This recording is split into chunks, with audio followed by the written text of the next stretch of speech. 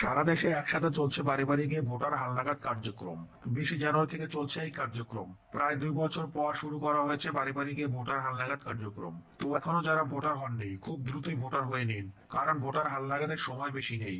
20 জানুয়ারি শুরু হয়ে পরবর্তী 2 সপ্তাহ পর্যন্ত চলবে ভোটার হালনাগাদ কার্যক্রম। তবে জেলা উপজেলা ভেদে সময় কম হতে পারে। যাদের জন্ম 2008 সালের 1 জানুয়ারি ইতিমধ্যে ভোটার হননি, এখন চলমান ভোটার হালনাগাদে ভোটার হতে পারবেন।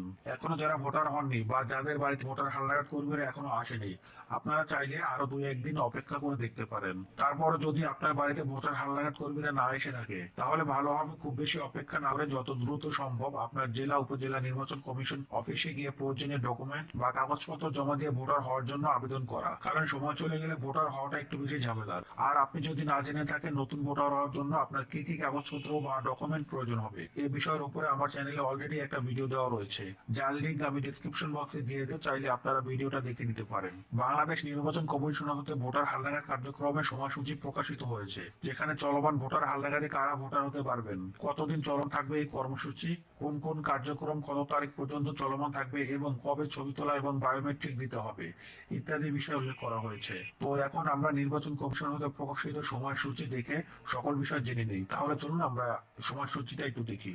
এই হচ্ছে বাংলাদেশ নির্বাচন কমিশন হতে প্রকাশিত 2025 সালের ভোটার হালনাগাদ কার্যক্রম সময়সূচি।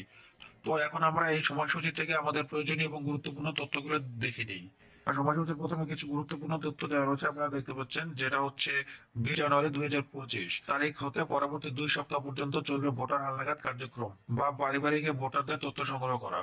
এরপরে এখানে দেওয়া রয়েছে 2008 সালের 1 জানুয়ারি অথবা তার পূর্বে যাদের জন্ম, বিগত ভোটার হালনাগাদ কার্যক্রমে যারা বাদ পড়েছেন তাদেরকে এবার তালিকাভুক্ত করা হবে।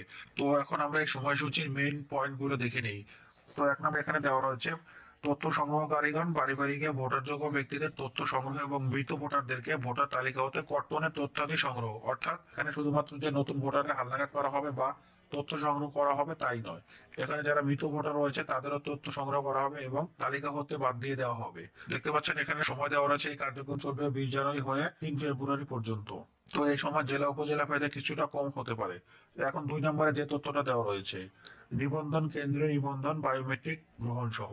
এর নিচে দেওয়া রয়েছে 2008 সালের 1 জানুয়ারি বা তার পূর্বে যাদের জন্ম, বিগত ভোটার তালিকা হালনাগাদ কার্যক্রমে বাদ পড়েছেন তাদেরকে নিবন্ধন করা হবে। এই কার্যক্রম চলবে 5 ফেব্রুয়ারি হতে 11 এপ্রিল পর্যন্ত।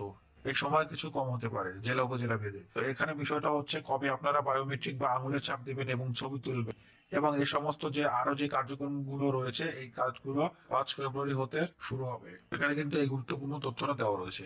এখন এখানে কিন্তু আরো কিছু তথ্য দেওয়া রয়েছে, যেমন 3 নম্বরের তথ্যগুলো দেওয়া রয়েছে, উপজেলা থানা নির্বাচন অফিসারের কার্যালয়ে ভোটার এলাকায় স্থানান্তরের আবেদন গ্রহণ, মৃত ভোটারদের নাম কর্তনের তথ্যাদি এবং নতুন ভোটারদের তথ্য গ্রহণ।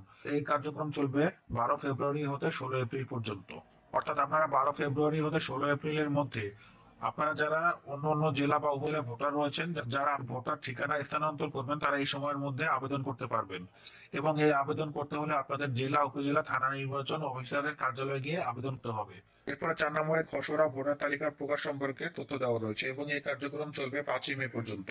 তো সকল কার্যক্রম শেষ হলে যে খসড়া ভোটার তালিকা প্রকাশ করা হয় এখানে সেই বিষয়ে বলা হয়েছে। তো এখান থেকে আমরা গুরুত্বপূর্ণ তথ্যগুলো জেনে নিলাম এবং আমাদের যে প্রয়োজনীয় তথ্যগুলো রয়েছে সেগুলো আমরা দেখে নিলাম। তো এই তালিকাটা আমরা সম্পূর্ণটা আরেকবার একটু দেখে নিই, চাইলে আপনারা এটা এখান থেকে পড়ে নিতে পারেন।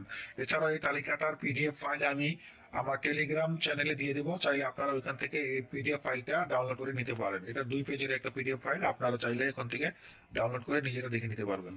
তো এই যে গুরুত্বপূর্ণ বিষয়গুলো আপনাদের সামনে আমি আজকে দেখিয়ে দিলাম এবং জানিয়ে দিলাম আপনারা কবে ছবি তুলবেন বা ভোটার হচ্ছেন, কত তারিখ পর্যন্ত চলবে।